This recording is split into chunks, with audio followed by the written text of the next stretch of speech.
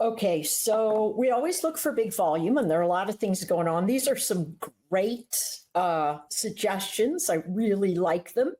The Benzinga Pro members actually already have a position on the Tesla delivery and the robotaxi event.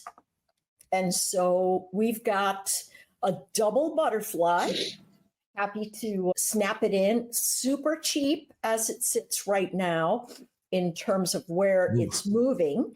And it is sitting right up in a sweet spot that could really punch us up or punch us over. So what I want to do is adjust this, and we'll make it 260 to 270. And then I think we're okay here. Now you'll notice that what I've been doing over the last few bits, if you've been really beagle-eyed, you'll notice that the put side, or the side that I really expect to explode, I'm spending more money on that side and then less money on the other side. So it's like buying the instrument in the direction I think it's going to move and then just picking up a little bit of insurance. That's what we did with Micron.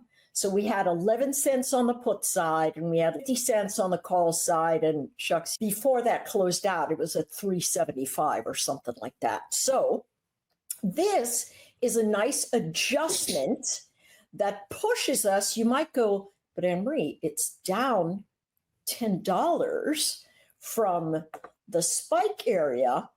What are you thinking here? So let's look at this one very quickly because we've already got it in the wheelhouse.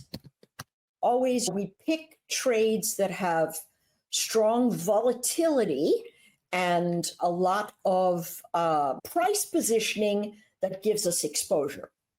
And so that really is the key thing that we're looking at in general. So let's pop open this. Here's the number one thing I want to tell folks.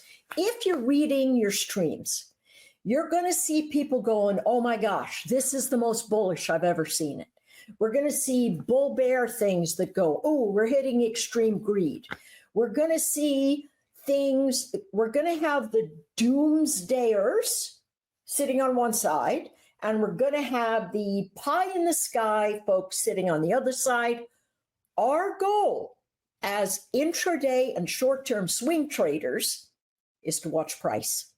Let price tell us what it's doing, and then we'll move along as it was. So let's take a peek. Here, what we're looking at, we had the big punch into resistance, and then we've got some news coming up over the long side. Now, we also have the November. Let me activate that for you folks that are spending time with us today. You get to see what's going on the inside of the formations. We also have the long Novembers, but we're using 300 to 310. And for the short side, we're looking at 200 to 190. October is normally a very volatile month.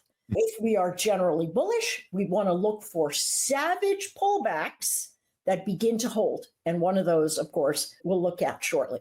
But this is what I'm thinking about for what might be going on with Tesla, whether it's good or bad. We've got the October one sitting that we can widen to 460. Let me edit this. So I will actually add another one.